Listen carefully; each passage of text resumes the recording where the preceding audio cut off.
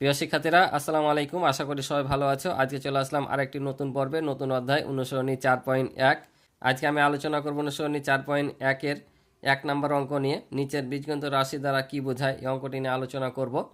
তো আমি ধাপে ধাপে সব অঙ্কগুলো আলোচনা করব। তো আমি এই অঙ্কটি আলোচনা করার পূর্বে বীজগণিত সম্পর্কে তোমাদের ধারণা দেব। এই চ্যাপ্টারটা তোমাদের একেবারে নতুন, তোমরা প্রথম এই বীজগণিত নামটা শুনছো এবং অঙ্ক করবা। তো আমি বীজগণিত কি, এখানে সহগ, চলক, রাশি অনেক কিছু আছে। আমি অঙ্ক আলোচনা করার পূর্বে সেগুলো আমি তোমাদেরকে বুঝিয়ে দেবো, ঠিক আছে? তো তোমরা শেষ পর্যন্ত ক্লাসটা ধৈর্য সহকারে দেখবে। আমি তোমাদেরকে সহজ করে বুঝিয়ে দেওয়ার চেষ্টা করবো ইনশাল্লাহ। আর আমার চ্যানেলে নতুন হয়ে থাকলে অবশ্যই চ্যানেলটি সাবস্ক্রাইব করে আমার পাশে থাকবে এবং ভিডিও ভালো লাগলে ভিডিও শেষে অবশ্যই একটি লাইক করে দিবে। আর ইতিপূর্বে যারা চ্যানেলটি সাবস্ক্রাইব করে রেখেছো তাদেরকে অসংখ্য ধন্যবাদ। তো চলো আমরা অঙ্কগুলো শুরু করি।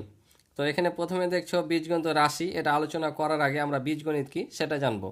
তো বীজগণিত হচ্ছে আমরা কতগুলো অজানা রাশির মান বের করি। যেমন তোমরা 5-এ শিখে এসছো যে গাণিতিক বাক্যে কয়ের মান বের করা, ক্ষয়ের মান বের করা, তো অক্ষর প্রতীক দ্বারা। ঠিক এই বীজগণিত বলতে বোঝায় এই অক্ষর প্রতীক ব্যবহার করে একটা রাশি গঠন করাকে সেটা বলছে বীজগণিত। অর্থাৎ অজানা রাশি মানের জন্য তোমার যে কোনো যে এক্স দেখছো, এক্স ওয়াই, এগুলো দ্বারা প্রকাশ করাকে বলছে বীজগণিত। অর্থাৎ এগুলোকে বলছে বীজ। এক কথায় অক্ষর প্রতীক ব্যবহার করে অঙ্ক করাকে বলছে বীজগণিত, ঠিক আছে? এখন আমরা দেখব বীজগণিতের কিছু এখানে অঙ্ক দেখতে পাবা। এই অঙ্কগুলো যখন আসবে, যে সহগ দেখতে পাচ্ছ, পদ সংখ্যা দেখতে পাচ্ছ, এগুলো পাবা। তো এগুলো কি সেগুলো আমি একটু তোমাদের আলোচনা করে ধারণা দিই। তো এখানে দেখতে পাচ্ছ তোমরা যে বীজগণিত প্রতীক, চলক, সহগ, সূচক লেখা আছে। এই অঙ্কগুলো কিন্তু এই অধ্যায়টার সাথে রিলেটেড, ঠিক আছে? তো প্রতীক কি, আমরা যে কোনো সংখ্যা লেখার জন্য আমরা কতগুলো অঙ্ক ব্যবহার করে থাকি। এই যে দেখতে পাচ্ছ আমরা শিখেছি, 5-এ শিখেছি যে অক্ষর প্রতীক, প্রক্রিয়া প্রতীক। এই প্রতীক হচ্ছে 10টি, সংখ্যা প্রতীক হচ্ছে 10টি। যে পাটিগণিতের সংখ্যা প্রতীক বা অক্ষরগুলো এই যে 0 থেকে 9 পর্যন্ত, এই 10টা অঙ্ক দ্বারাই আমাদের যাবতীয় কি লেখা হয়, সংখ্যা লেখা হয়। আর এগুলোকে বলছে প্রতীক, বুঝতে পারছো? অঙ্ক প্রতীক বলে, যে প্রতীক বা অঙ্কগুলো এসব বীজগণিতের ব্যবহৃত সংখ্যা, প্রতীক বা অক্ষরগুলো হচ্ছে এগুলো। অর্থাৎ আমরা বাংলাতে যা লিখি ইংরেজিতে ওটা লিখি। তো এগুলোকে বলছে প্রতীক, অর্থাৎ অক্ষর প্রতীক হচ্ছে 10টি। আর চলক কি, আমরা যে প্রতীকগুলো দিয়ে থাকি এগুলোকে সাধারণত কি বলে, চলক বলে। অর্থাৎ অজানা অক্ষর, যে ইত্যাদি অক্ষর দ্বারা জানা ও অজানা সংখ্যা ও রাশিকে প্রকাশ করা হয়, এই রাশিগুলোকে আমরা চলক বলি, ঠিক আছে?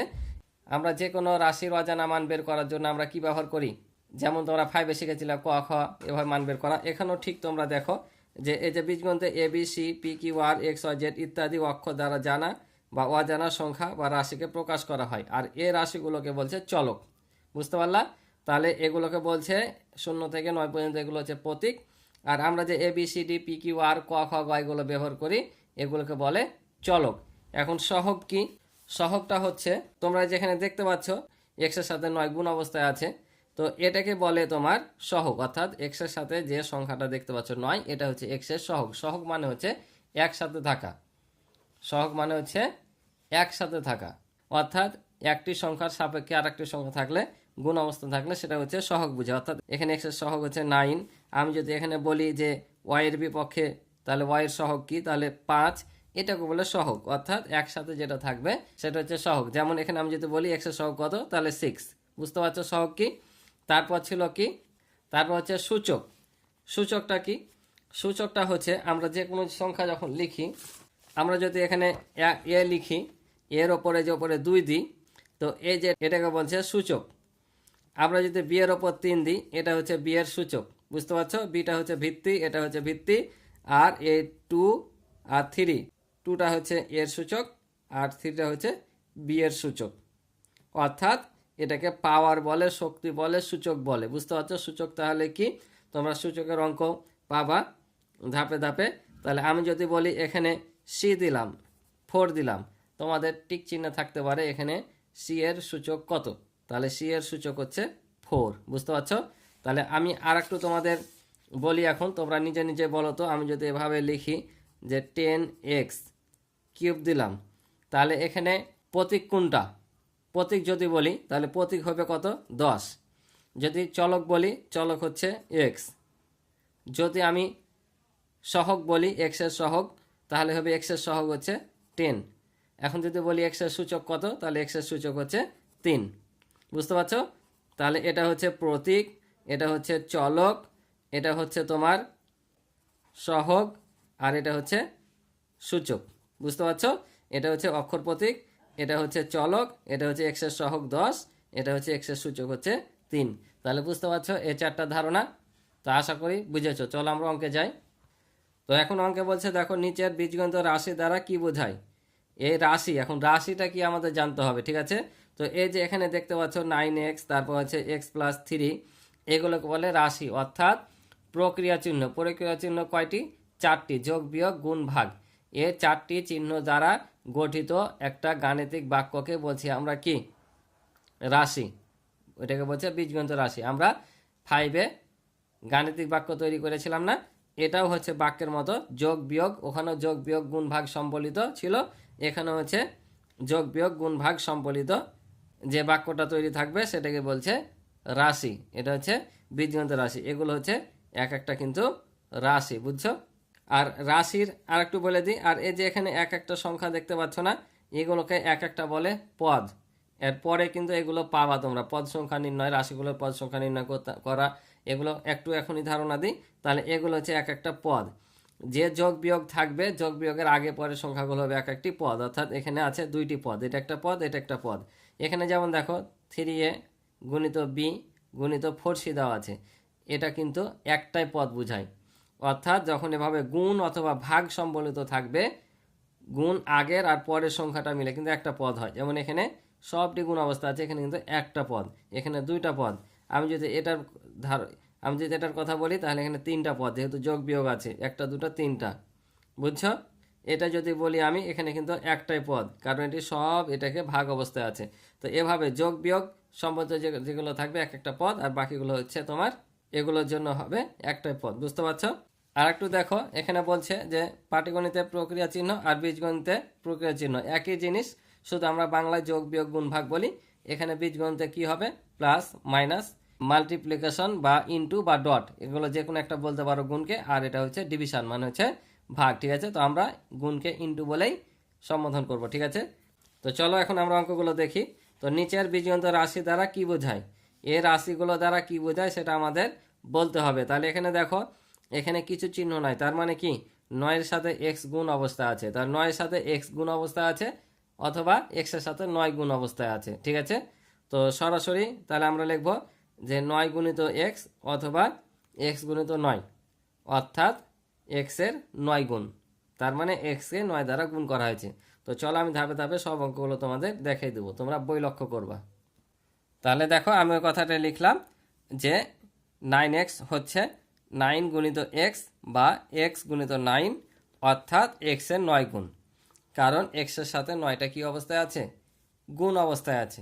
তাই এভাবে দেখিয়ে আমরা দিয়ে দিলাম যে অর্থাৎ এক্স এর 9 গুণ। আশা করি বুঝেছো। তো পরেরটা দেখি চলো।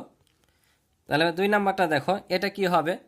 এখানেও আমরা দেখতে পাচ্ছি যে এক্সের সাথে 5 কি অবস্থা আছে? গুণ অবস্থা আছে, তার সাথে 3 কি অবস্থা আছে? যোগ অবস্থা আছে। তাহলে আমরা প্রথমে কি লিখব? যে এক্স এর 5 গুণের সাথে 3 যোগ, ঠিক আছে না? তাহলে লিখবো এত হচ্ছে এক্স এর 5 গুণের সাথে কি 3 যোগ। এই তো হয়ে গেলো। এটুকু করে শুধু জাস্ট লিখতে হবে, বুঝছো? যে এত হচ্ছে এক্স এর 5 গুণের সাথে 3 যোগ। আশা করি বুঝেছো। তাহলে এটা কি হবে বলো তো এবার? তাহলে এটাও এ এর 3 গুণের সাথে বি এর 4 গুণ কি যোগ।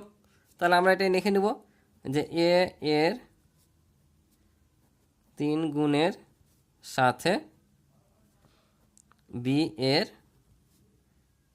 4 গুণ কি যোগ।